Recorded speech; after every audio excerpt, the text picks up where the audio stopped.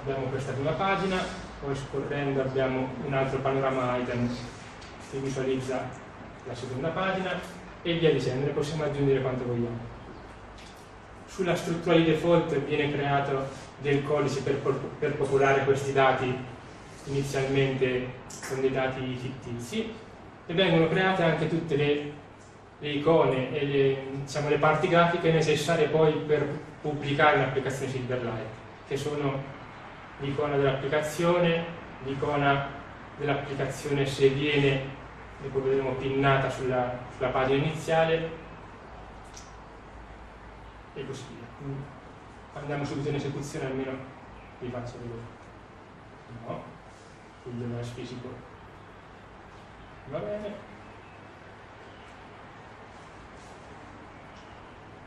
Questo qui è Silverlight scritto come scriviamo tutti i giorni e una volta che mandiamo in esecuzione l'applicazione abbiamo già l'applicazione funzionante che funziona con questo controllo standard che abbiamo detto. Queste qui sono poi navigabili in verticale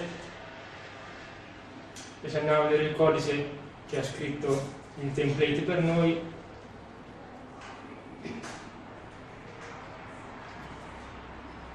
vedremo che né più né meno ha scritto cose utilizzando controlli standard che utilizziamo per le applicazioni classiche, quindi stack panel, griglie, box, eccetera eccetera.